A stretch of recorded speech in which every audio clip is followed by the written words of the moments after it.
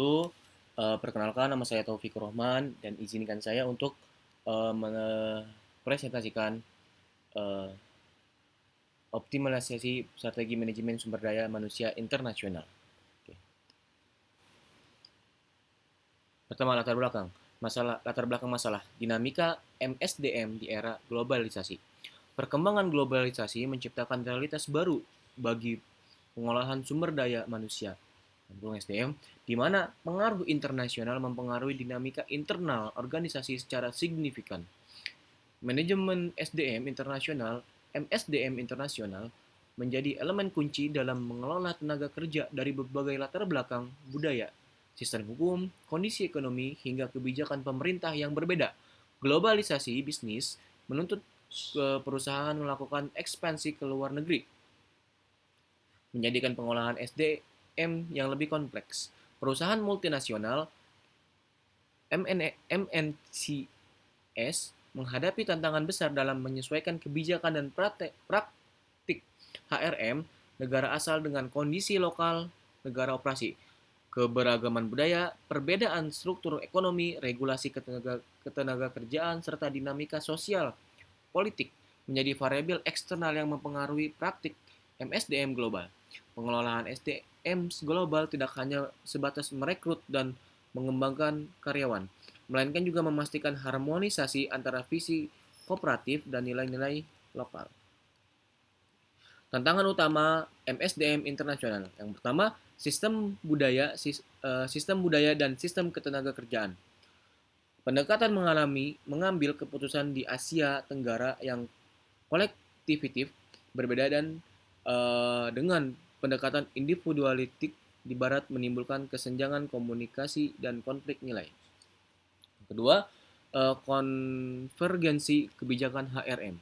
Perusahaan kesulitan membuat tenaga kerja asing beradaptasi dengan budaya lokal, berdampak pada produktivitas dan loyalitas karyawan. Yang ketiga, perbedaan SDM lokal. Eh, Pemberdayaan SDM lokal. Indonesia belum optimal membedakan SDM lokal dan dalam proyek internasional, seringkali mendatangkan ahli asing. Paper ini akan membahas 6 studi kasus utama yang menggambarkan komplektivitas MSDM internasional, termasuk perbedaan MSDM domestik dan global, keberagaman budaya, pemberdayaan SDM lokal, strategi pemasaran produk lokal, manajemen krisis, hingga tantangan penghentian kerja sama internasional sepihak. Analisis mendalam ini bertujuan memberikan pemahaman menyeluruh mengenai tantangan dan strategi pengolahan SDM internasional untuk kontribusi nyata dalam pembentukan kebijakan HRM yang aktif, inklusif, dan berkelanjutan. Identifikasi masalah utama dalam MSDM internasional. Yang pertama, perbedaan MSDM global dan domestik. Bagaimana mengintegrasikan kebijakan MSDM global dengan praktek lokal agar karyawan tetap produktif di tengah perbedaan regulasi dan budaya. Yang kedua, adaptasi budaya asing, SDM budaya asing. Bagaimana menciptakan lingkungan kerja yang inklusif agar tenaga asing mampu beradaptasi dengan budaya lokal. Yang ketiga, perbedaan SDM domestik. Strategi apa yang tepat untuk mengikut setarakan SDM domestik agar berperan lebih besar dalam kerjasama internasional. Dan yang keempat, produk lokal di pasar internasional. Bagaimana perusahaan dalam negeri menyesuaikan strategi produksi dan pemasaran untuk bersaing di pasar global. Yang kelima, krisis akibat konflik internasional. Bagaimana merancang sistem manajemen risiko dan krisis agar perdagangan tetap berjalan di tengah situasi yang tidak kondusif. Yang keenam, pemutusan kerja secara sepihak. Bagaimana perusahaan dan pemerintah memberi perlindungan dan solusi bagi SDM yang berdampak pemutusan kerja sama tiba-tiba. Oke. Pembahasan SDM, MSDM global dan versus domestik. Manajemen SDM domestik beroperasi dalam suatu sistem hukum, budaya, lingkungan sosial. Sebaliknya, perusahaan multinasional harus menyesuaikan kebijakan dan praktik SDM mereka dengan regulasi lokal tanpa mengabaikan standar global perusahaan induk. Tantangan terbesar adalah ketika praktik ketenaga kerjaan lokal tidak sesuai dengan prinsip dan nilai perusahaan. Contoh, jam kerja di Eropa 35 jam per minggu di Prancis sangat berbeda dengan budaya lembur di Jepang. MNC asal Jepang yang membuka cabang di Prancis harus menyesuaikan kebijakan internalnya agar tidak melanggar hukum lokal. Untuk mengatasi ini, pendekatan globalization, global dan localization menjadi penting.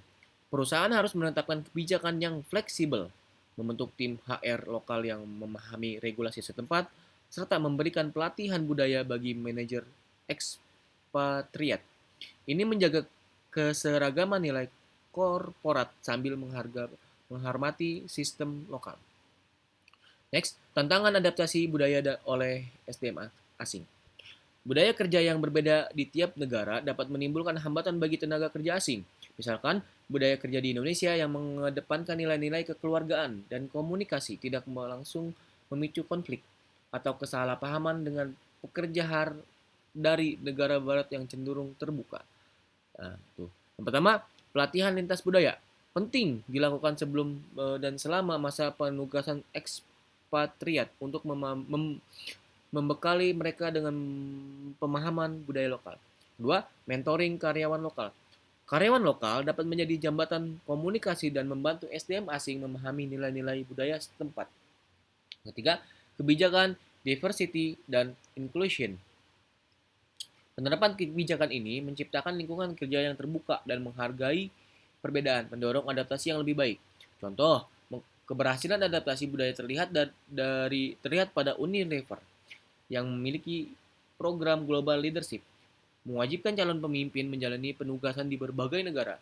Melalui pelatihan lintas budaya, Unilever menciptakan pemimpin yang fleksibel dan multikultural. Perbedaan SDM, domestik, dan dalam proyek internasional. Banyak negara berkembang, termasuk Indonesia, cenderung memilih tenaga ahli dalam proyek internasional karena dianggap keahlian teknis. Jika dibiarkan, ini berdampak pada ketimpangan pembangunan SDM nasional dan rendahnya kemandirian. Nah, yang pertama itu transfer of knowledge. Masyarakat perusahaan asing untuk memberikan pelatihan dari magang dan magang bagi SDM lokal. Yang kedua, ahli teknologi dan sertifikasi memungkinkan SDM lokal naik kelas melalui pengakuan kompetensi internasional. Tiga, kemitraan pendidikan mendorong link and match antara kebutuhan industrial global dan kurikulum pendidikan nasional. Produk dalam negeri di pasar global, manajemen krisis. Produk dalam negeri dalam pasar global. Pasar global menuntut produk customis, berkualitas dan sesuai tren. Produk lokal sering kalah saing karena keterbatasan desain, pengemasan dan standarisasi mutu dan pemasaran. Strategi untuk bersaing. Ada 3 strategi. Yang pertama, pelatihan UMKM dalam e-commerce, pemasaran digital dan sertifikasi. Yang kedua, pemberdayaan SDM kreatif, lokal dan inovasi produk. Yang ketiga, kolaborasi dengan diaspora Indonesia dan untuk pemasaran.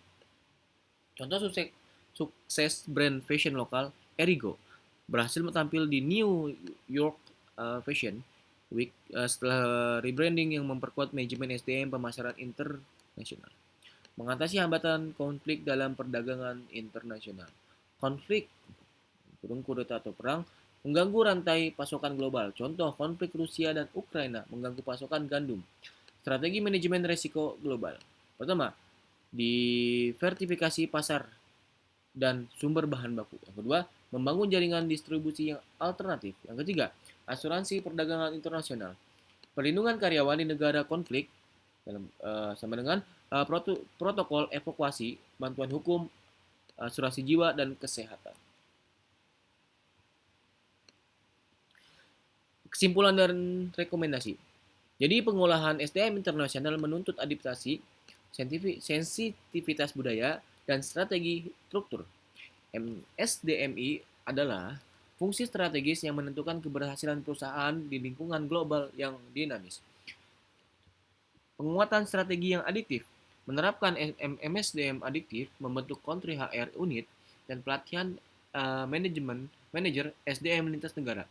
Peningkatan pelatihan lintas budaya mewajibkan cross cultural training dan body program untuk mengadaptasi tenaga kerja asing. Optimalisasi peran SDM lokal. Berikan ruang partisipasi yang lebih besar, kebijakan lokal konten, dan transfer of knowledge. Penguatan daya saing produk lokal. Dorong kreativitas, inovasi, dan pemahaman pasar global melalui pelatihan UMKM.